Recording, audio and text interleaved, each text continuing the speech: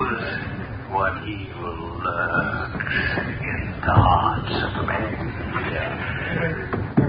The shadow knows.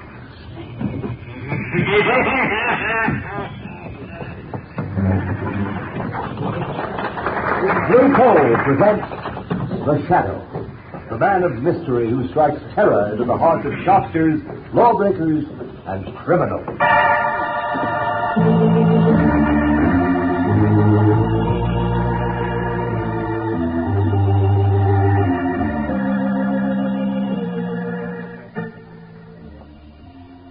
Friends, if you haven't yet tried Blue Coal, by all means order your first ton tomorrow.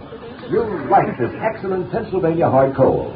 It's America's finest anthracite and can be depended upon to keep your home comfortable and healthfully warm all winter long. But be sure you get this finest anthracite. Ask for it by name. Ask for Blue Coal, the coal that is colored a harmless blue at the mines for your protection.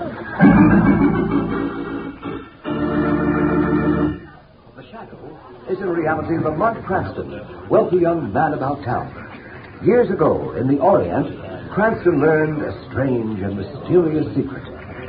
The hypnotic power to cloud men's minds so they cannot see him. Cranston's friend and companion, the lovely Margo is the only person who knows to whom the voice of the invisible shadow belongs. Tonight's episode, Murder by the Dead.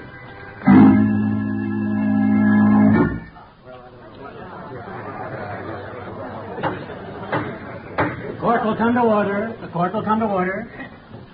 The prisoner will stand. Peter Swift, you've been found guilty of willful and deliberate murder after a fair and impartial trial. Have you anything to say before sentence is pronounced upon you? Yeah. I got something to say. Very well, be brief. Oh, I'll be brief, all right. You think you're going to kill me, but you ain't. I'll get you. Yes, you up on the bench there, and I'll get that district attorney, too. And just for good luck, I'll get the foreman of that crooked jury that railroaded me. Do you understand? Perfectly. Your threats against the district attorney and the foreman of the jury will, I am sure, go as unnoticed as your threat against myself. Peter Swift, I hereby sentence you to be taken from here to the place from whence you came, and that there you be executed in the manner provided by the law. And may God have mercy on your soul. You will hang me, will you, you old fool? I'll get you, all three. And if I can't get you living, I'll get you dead. Take him away.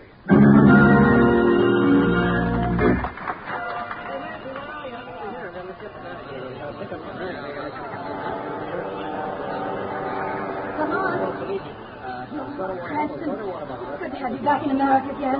Margo, I cabled you that I was coming at once, just as soon as I got that frantic message from you.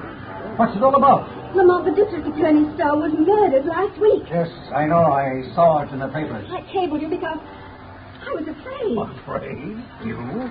What's the matter? Spooks? Well, I'm trying to believe it isn't. Oh, darling, you're talking nonsense. I only hope I am. Lamont, it was District Attorney Stowe who prosecuted that murder of Peter Swift 6 months ago. Yes, I remember. The chap who threatened to come back and get Stowe and Judge Clive and the foreman of the jury. You haven't forgotten who the foreman of the jury was, have you? Oh, by George. It was your father, wasn't it, Margo? Your father is the third on the list to die. Now do you understand? Oh, but my dearest girl, you surely don't intend to suggest it. But I mean, Peter Swift was hanged. All I know is that 3 men were threatened, and one of them is dead. A coincidence, of course. Well, perhaps. But I know you'll think I'm a fool, Lamont, but... And I don't know how, but perhaps Peter Swift has come back. Peter Swift was executed. Hanging is usually effective. But there is something in what you say, I wonder now. So we're asked to believe that Peter Swift has come back to a land of shades to kill 3 men. 3 were threatened. 1 is dead, murdered. The killer must be, then, a ghost, a shade. Well, my dear, I suppose there's only one thing that can be opposed to a shade. And that is? A shadow. My dear Margo, a shadow.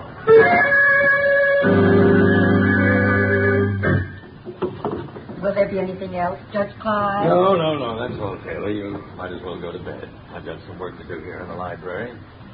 They keep me up for quite a while. Yes, sir. Good night, sir. Let's go. I wish I could forget him.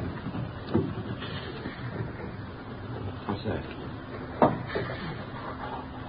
What's that? Who opened that window? You! Oh, yes. You see me, Judge? Peter Swift? But this is impossible. Oh, the dead has come back to keep my promise. You're mad. Or I am. Ghosts have never had your heart. Ghosts? But that can't be. Don't say no.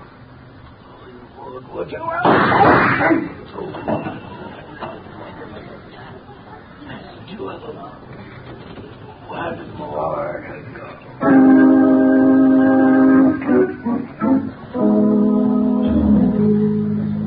Cardona, you got that Clive housekeeper outside? Yes, Commissioner. I'll shoot her in. I'll get to the bottom of Judge Clive's murder. It's the last thing I ever do. Come in, Taylor. Commissioner Wilson wants to talk to you. Oh, yes, sir? Mrs. Taylor, Yes, sir. I want to check your story. You told Sergeant Riley you left Judge Clive in his library about 11 o'clock? That's right, sir. Then what did you do? I locked the front door, and then I started to go up to bed. Go on. As I was passing the library door, I heard voices inside. So I listened. You see, I had let no one in, because I was surprised. Don't apologize. What did you hear? I heard a hushed voice. And then there were two shots, and the bell jangled. Now, you tried the door. It was locked. So you ran around outside the house to the window, which you found open, right? That's right, sir. What kind of a voice was it you heard? Well, it was a kind of a hoarse, whispering voice. I couldn't make out what it said. I see. All right, Mrs. Taylor, that'll be all for the present. Oh, yes, sir. Commissioner Weston. Yeah. You think the shadow murdered Judge Clive? I don't know. Commissioner Weston speaking. You. So, you recognize my voice, Commissioner. I'm flattered. I wish I could get my hands on you. Get your hands on a shadow. Come, Commissioner. What do you want? As usual, just to be helpful. I can do without your help. I wonder. However, I've got a little suggestion for you. Have you ever thought of exhuming the body of Peter Swift? Peter Swift has been dead for 6 months. What do you want me to do? Get you a lock of his hair? Trace this coffin. Don't bother. I'm walking from a booth at Union Station, and I'll be gone before you can get anyone here. No, Commissioner, I don't want a lock of Peter Swift's hair. Even if I did, I suspect you couldn't get it for me. I imagine he's still wearing it. Yeah, maybe. In his I car. wonder. District Attorney Stowe and Judge Clive have been murdered. There's only Mr. Lane left. I don't believe in ghosts. No, but you believe in shadow, don't you? Hello. He's hung up. What was that all about? Cardona, get an order for the exhumation of Peter Swift's body.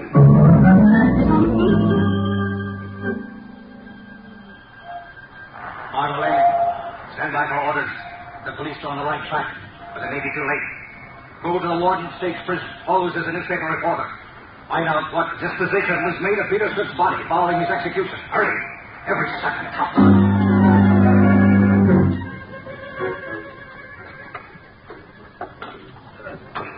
Sure. Well, planted him deep, didn't they, Commissioner? I don't want any cracks on it.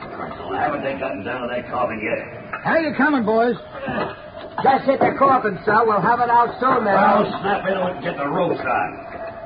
I don't care much about this Cardona. Thinking of murderers in the middle of the night isn't my style. I'll have to take charge, sir. I know. But This is more or less of a personal matter between myself and that fiend who calls himself the Shadow.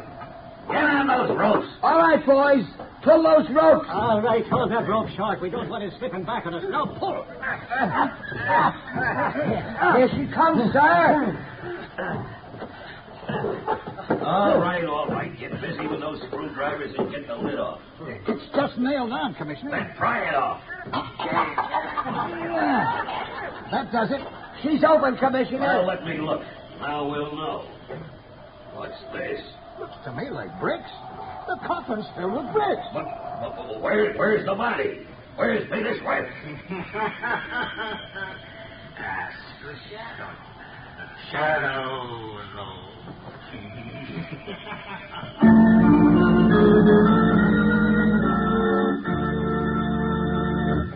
While we're waiting for the Shadow, I want to pass on a bit of advice of particular interest to all homeowners.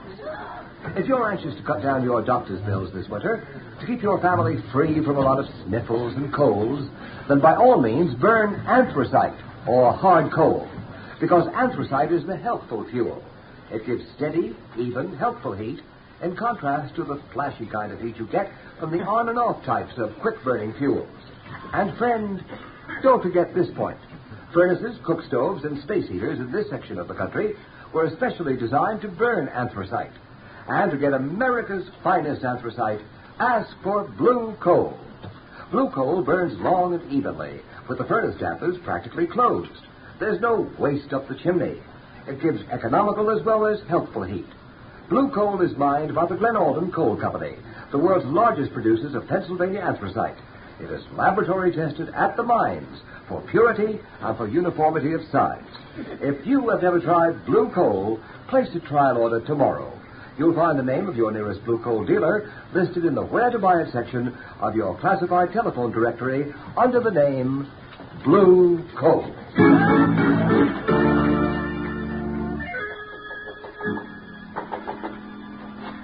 Oh, Lamont. Thank heavens you're back. Well, come in, Margo. Lamont, I was right about Peter Swift. I was right. Yes, I know you were. I found out from another source. My darling, you're trembling. What's the matter? Oh, I'm all right. I've just come from the prison now. I guess all that talk about bodies and executions has unnerved me a little. Oh, I'm terribly sorry I had to ask you to do it, but time is so short, and I had to be somewhere else. Oh, I understand. No, calm down, and tell me just what happened from the beginning. Well, I went to see the warden, said I was a newspaper reporter, as you told me to, and asked him what happened to the bodies of executed men. Yes? Well, he told me if the relatives don't claim the body, it's turned over to the State Medical College. Yes. So I asked him about Peter Swift. Go on. The warden said that according to the record, Peter Swift's family called for his remains. However, he said as long as I was interested, he'd send for the guard at the south gate. He'd know all about it. Pretty soon, the guard came up from the warden's office. Come in. You want to see me, Warden? Come in, Sloan. This is Miss Lane. She's a newspaper reporter. Oh, pleased to meet you, miss. She wants to ask you about the removal of bodies. Okay, I can tell you about every stick that's left here in the past 15 years. Well, you see, I just wanted to Well, ask... the first one I ever saw was Grimes. He was hung up for murdering his mother with an axe. Well, ma'am, when they come for him, they... Just a minute, Sloan. There's one in particular Miss Lane is interested in. Swift. Oh, Peter Swift, huh? That's right. Remember him? Oh, certainly. His family was supposed to come for him, but they didn't come after all. No? Nah, a croaker named Craig came for the body in an old truck. A croaker? He means a doctor, Miss Lane. Oh. That's the rather unflattering prison term for a medico. Oh. Yeah. I reckon this croaker Craig had bought the body. Anyways, he took it away quick. He was in a great hurry, too. The stick wasn't even cold yet. Do you know where this Dr. Cragg came from? Sure, from the city. I got his address on the register down at the gate. You want it? Oh, yes, please. Thank you very much, Sloan. A doctor named Craig, Margo? Do you have his address? Yes, here it is. Oh, thank you. Now, listen, Margo, I've got to go out now. Lamont, I'm going with you. No, you're not. You're going home to be sure that your father doesn't leave the house until this thing is cleared up.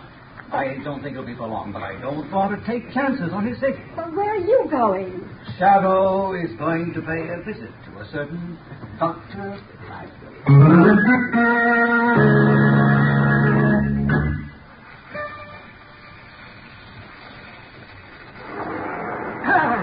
solvent. At last, I've got it. Dr. Cragg? Huh? Who was that? Who spoke? Does it matter? I'm right here at your elbow. You lie. I'm the only person in the room. Oh, no, you're not, Doctor. But I wouldn't turn around to find out if I were you. Well, where's that voice coming from? I can swear there's no one else here. Then you must be having hallucinations.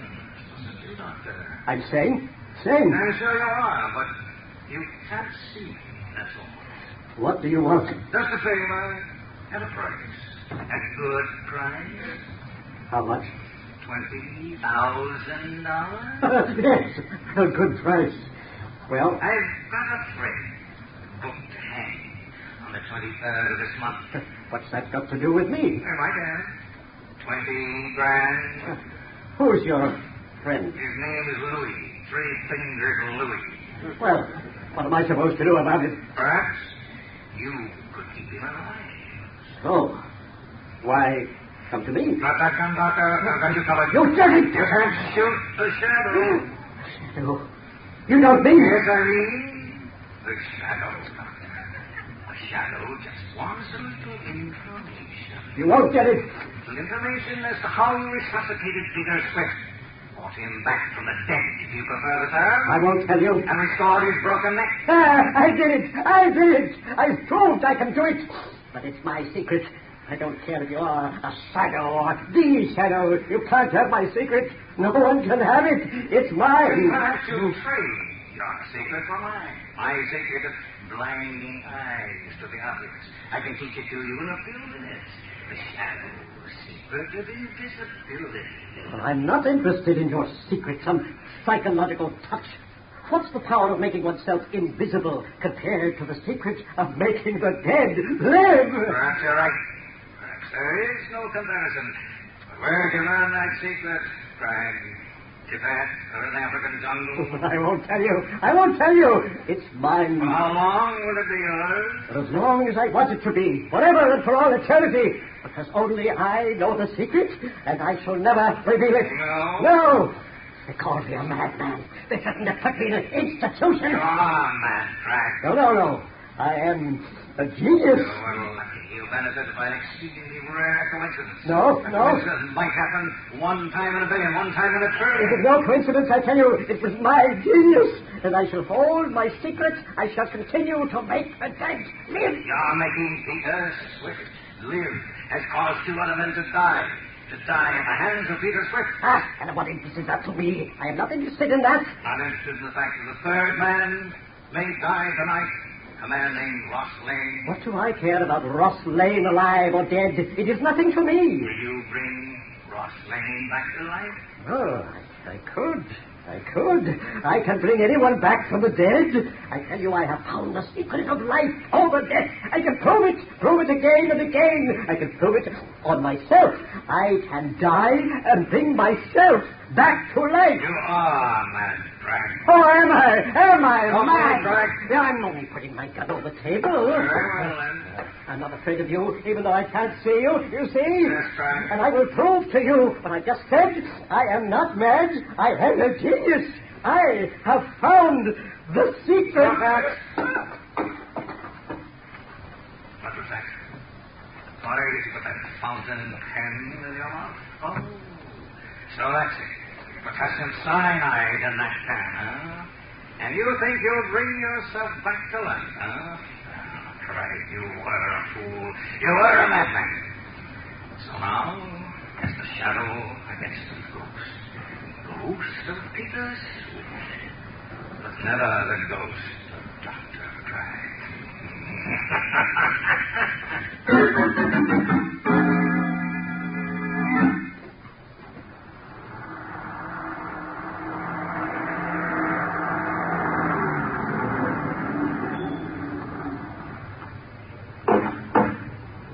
That you, Jenkins? Good. I'll be right out. But Mr. Lane, sir, Miss Margo left strict instructions that she were not to go out of the house. Oh, she did. Well, when she comes back, you tell her I went out. I'm not going to be ordered around by my own daughter as if I were a child of 3. Ridiculous. I can take care of myself. Open the car, Jenkins. But Mr. Lane, the danger my eye. I'm going straight to my own club. It's my own car. with my own chauffeur. The club, Jenkins. Yes, sir.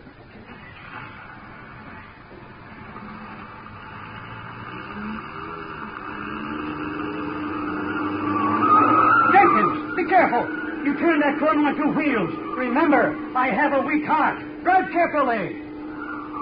Jenkins, did you hear me? Jenkins, what's the matter with you? Stop the car this instant. Jenkins, why, you're not Jenkins. Why, you're Peter Swift. I don't care who you are. Stop this car. Let me out. Let me out.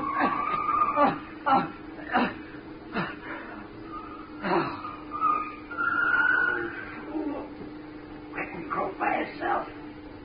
Scared to death. Well, save me the trouble. I wouldn't be too sure of that, Peter Swift. What's that? Orson is unharmed. He's only fainted. He has a weak heart. Who's that?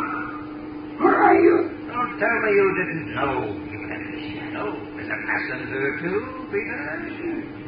Shadow? Yes, the shadow. What are you going to do? I think you'd better stop the car, Peter, and then I'll see that the proper authorities get you again. And this time there will be no Dr. Crab. Yeah. Well, this time they don't get me. No? Shadow. I'm driving this car. And you don't dare touch me if you do.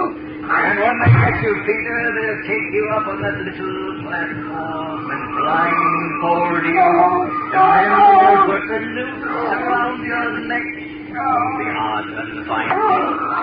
Your driving is positively reckless, Peter. I think the emergency brake is indicated.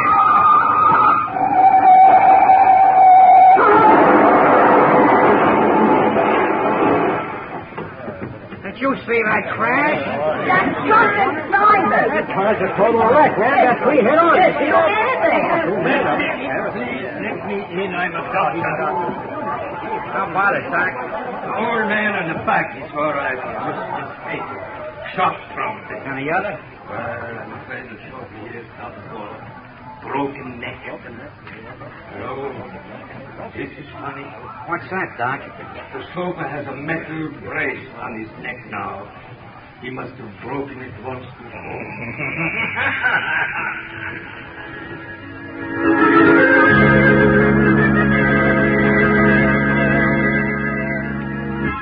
Well, there he is. Peter Swift. The only guy that ever died twice. Yeah, we're giving him a swell funeral, all right. I bet there's guys from every mob in town, right in this room. Don't even look natural. Way unnatural. And cast your lamps on the reed. Yeah, Peter likes flowers.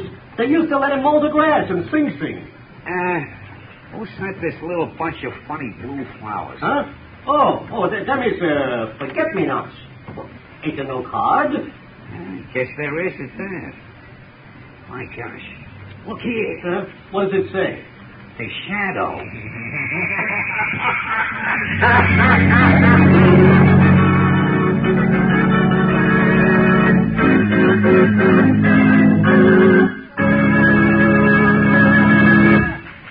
Ladies and gentlemen, before today's thrilling episode in the life of the shadow comes to a close, we have an announcement that I'm sure will be of interest to everybody. Beginning today, Mr. John Barclay, our blue coal heating expert, will give a series of practical talks on the subject of automatic heating. Ladies and gentlemen, Mr. Barclay. Good evening, friends. Today, more than ever before, we realize the need for absolutely uniform heat in order to enjoy really healthful living conditions. However, many people are under the impression that it is necessary to spend huge sums of money and install elaborate equipment in order to have this uniform heat. In other years, that was true. But today, you can have uniform heat 24 hours a day for as little as $18.95. That's the price of a blue coal automatic heat regulator. Is this a simple device which can be installed on any kind of heating equipment? Oh, yes. It works equally well. Hot air, hot water, steam or vapor, heating plants, even on space heaters, which you probably know of as parlor stoves. Not only is the blue coal heat regulator so inexpensive that anyone can afford one, but its operation is simplicity itself. It consists of a thermostat located right upstairs, where it's always handy, or you could have it in your living room, your dining room, your kitchen, anywhere at all. This thermostat is then installed to connected to a silent motor located in the basement near the furnace. Is it easy to install? Why, yes. Yes, the installation of the blue cold heat regulator is such a simple matter that it requires but an hour or two. In fact, you don't even have to let the fire in your furnace go out. And the charge for installation is very low, averaging around $5. Why not drop in to see your nearest blue coal dealer and let him tell you more about this remarkable new heat regulator? You'll find he's the outstanding heating authority in your community. And take advantage of his John Barkley trained serviceman, who is qualified to give you expert counsel on any heating problem at no charge whatever. I thank you.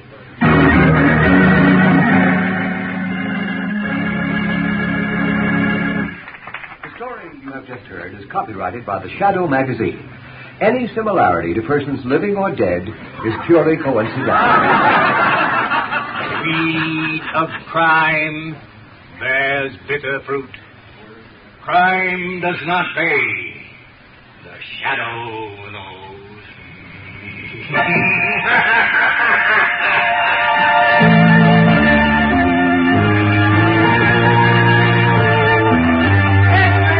Hear all about the shadow. Next week, same station, same time, the shadow returns. His latest adventure, same time, same station. Extra, extra, don't miss it, extra.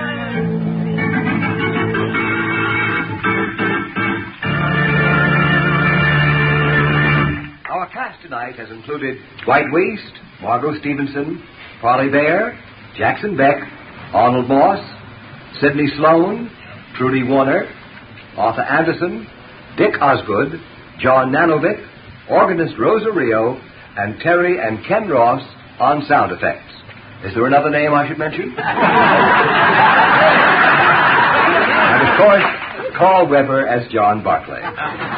This is your announcer, Ken Roberts, who joins with the cast in extending our appreciation to the creator of the Shadow, Mr. Walter Gibson.